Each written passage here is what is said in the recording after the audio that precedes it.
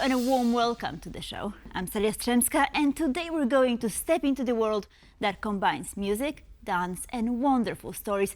We're going to talk about musicals here in Poland. And beginning with Metro, a cult Polish musical that tells the story of a group of young artists dreaming of a career in show business. The musical has been a hit for over 30 years. It premiered in 1991 at the Dramatic Theater here in Warsaw. Here's the full story behind this pioneering show. Maciej Jastrzębski reports. With its story of young actors turning a subway station into a stage, chasing dreams and falling in love underground, Poland's Metro, the musical, continues to garner a cross-generational cult following. It was fabulous, it was perfect, the stage, the actors, wow, amazing. It was excellent about dreams, about young people, and I think that everyone must see Metro in the Studio Buffo. I came here because I was here before, 10 years ago, and I wanted to see it again. This is very original, and really I love musicals. I visit London to see West End musicals, and I think this is really unique because of choreography and music, and I really love it. The musical's grunge aesthetic and boundless energy is a key representation of the time of its inception, the 1990s. Communism has fallen, and while its typical grayness lingered on, the youth began reclaiming the streets with bursts of color and chaotic energy. Metro director Janusz Józefowicz singled out several actors who demonstrated exceptional talent. For Poland's future Eurovision Silver Laureate Edyta Górniak, pop star-to-be Dorota Rabczewska aka Doda, and up-and-coming singer Natasza Urbańska, the musical became a springboard to success. A little over a year from its premiere in 1991, the musical made it to Broadway's Buffo Theater, where it received mixed reviews. I love it! But hey, it's still the Big Apple, right? And for Poles back at home, it meant one thing. Poland was no longer a cultural backwater, but had something unique to offer. From its creation in the gritty 90s to its modern-day productions, Metro has become an intergenerational attraction. And it's not just the audience that spans generations, it's the cast too. I was always a big fan when I was little, and I always listened to the music with my parents when we went to holidays, and when I was 12 I started as a dancer here, and so after like 10 years I guess I got to play the main role, which was a dream come true. Jakub Józefowicz, the son of the director, didn't just grow up with Metro, he practically grew up in it. Like I said, that was my childhood. Like some kids are going with their fathers to the swimming pools, and I was going to the theater all the time. More than 3 decades on, Metro's defiance and dream-chasing grit has kept its youthful spirit alive. It's not just a musical. It is an opening chorus of Poland's New World Symphony. 1989 is a brand new musical directed by Katarzyna Szyngiera and inspired by Hamilton, the groundbreaking show that brought rap to Broadway and introduced a fresh, dynamic way of telling stories. The music for 1989 was created by one of Poland's leading rap producers, Andrzej Weber-Mikosz. Więc kiedy zapytają, co tu robi ten tłum, odpowiem, co grają, ten tłum robi bum. To drop bars about how Poland busted communism and dream it up into a musical? No sweat. Pytasz, co mam do powiedzenia? Here's your Polish equivalent of Hamilton, only it's fresher, better. Rap is a music of saying no. We find a lot of points where you can compare rap with the idea of solidarity. There were workers who just wanted to say no to the government, that it's enough and we won't play this game. 1989, the musical is a spit game of moments that propelled Poland towards independence. Shipyard strikes, parlaying with the crumbling regime, as well as intimate moments of joy and suffering. We witness flashbacks of ruthless communist clampdowns on protesters in December 1970. Echoes of this dark time still resonate as workers and ordinary citizens mobilize to protest for their rights in the memorable August of 1980. Talking about heroes, unlike Hamilton that cast a spotlight on a single man, 1989 puts an anti-communist couple in the central frame. I've seen Hamilton in London and I understand this comparison. It is a Polish Hamilton, but it's not a copy of Hamilton translated to Polish. Lechu, dołącz, nikt ich nie przekona poza tobą. Lechu, Jacek, Władek, zaczynamy strajk! Be it Władysław Frasyniuk, a former coach bus driver, Staram się ludziom pomóc, nie odmawiam nikomu. publicist and scout educator Jacek Kuroń, or electrician Lech Wałęsa, all of them are accompanied by their wives. Stalwart, resourceful and loyal to the end. For fear of these values, the communist regime tried to break them. Danuta Wałęsa endured house raids, phone tapping and constant pressure while raising a family of 8 children.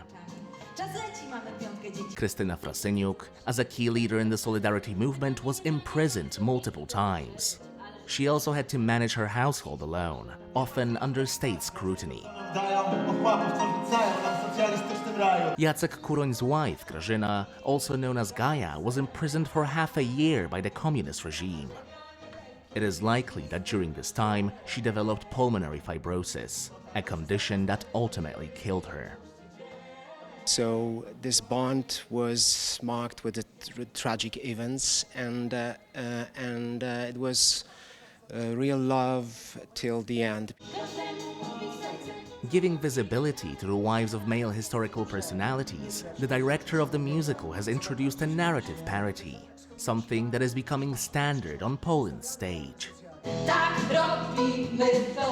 But it's not just wives. The private life of Anna Walentynowicz, a woman whose unfair layoff made Gdańsk shipyard workers demand her re-employment, was marred by bereavement and taking on uncertainty solo.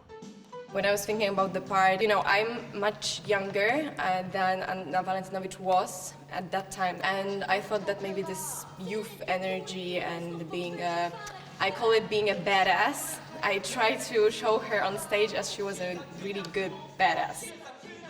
While boomers find so many women on stage refreshingly intriguing, for the Zs, it's par for the course. A lot of youngsters on the audience, and we're like, maybe they will not like it so much, maybe they'll think we're cringe or whatever. And we saw after some time that they were, bouncing with us and even Googling the names of the characters because they obviously didn't know them, but the language we're talking to them, the rap music was so absorbing to them that they kind of followed the story. But regardless of age, the viewers are loving the beat. So far, we've talked about Polish productions, which of course are fantastic, but it doesn't mean international musicals are any less impressive. Recently, Polish audiences have had the chance to enjoy 2 cult classics that need no introduction, Hair and Wicked. But what does it take to successfully bring these iconic shows to a Polish stage? Let's take a look. From Times Square to the heart of Warsaw, the magic of Broadway is crossing the Atlantic. Behind the curtain of every Broadway show brought to Poland lies a careful, months-long process, part business, part art, and entirely international. For popular musicals, the licensing terms are strict, but with slight differences as to how closely the producers need to stay true to the original. Let's start with a classic. You guessed it. Hair. The relaxed theater rendition of Hair is almost entirely a homespun production, though fulfilling all the non-replica criteria. It's a fun thing. At the very beginning of the show, there's a girl entering through the center, and she's very regal, and she has this amazing golden cape, and the cape is made out of curtains that I bought secondhand somewhere. So everything that we have is secondhand, which is, very eco-friendly. Its themes of war, peace, and personal freedom echo through Poland's own social journey. Still, we have a war near our border, and we still can somehow feel those emotions. One shouldn't expect a copy and paste production of the original Broadway show. There's a replica and non-replica license that you can get. The difference is that the replica one means that you have to stage a show exactly as the original. We've got the non-replica one. We had the artistic license to do everything that we wanted, of course, respectfully to the source material. But color, emotion, and a walk down memory lane, for some, is definitely promised to the viewers. I love it, probably because it's the musical of my youth. When I was in university, it was all the rage back then, hippies and that whole vibe.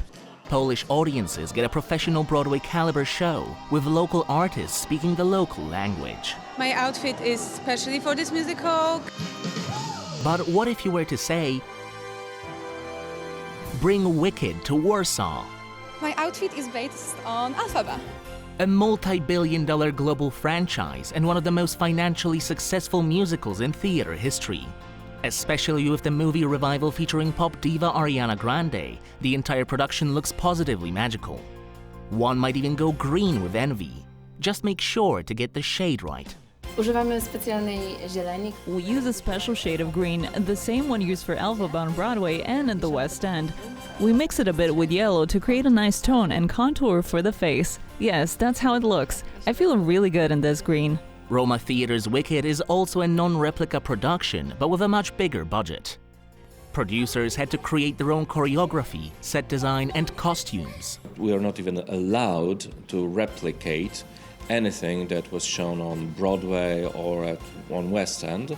So everything, almost everything you can see here is totally brand new. Even when doing a non-replica, you are meant to keep the story and the music exactly as they were in the original production.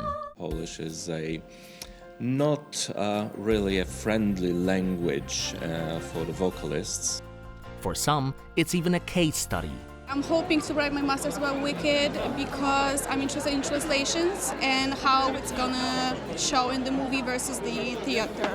There's more than one way to bring a musical to Poland, and often it depends on budget. But the goal remains the same, a thrilled audience and the deafening sound of applause. And now it's time for Culture Beat, our update on Poland's culture scene. And we start off with Young Talent. The Young Dancer of the Year brought together the most talented young dancers from across Poland in the competition co-organized by the Polish Ministry of Culture and National Heritage and TVP Culture, among others. In the final, held on June 7th, 6 participants showcased both classical and contemporary choreography. Each performance was a story told through movement and an invitation into the world of professional dance. 25 years after Andrzej Wajda received an Oscar, a tribute to the legendary director was held in the US as part of the 20th Polish Film Festival in New York.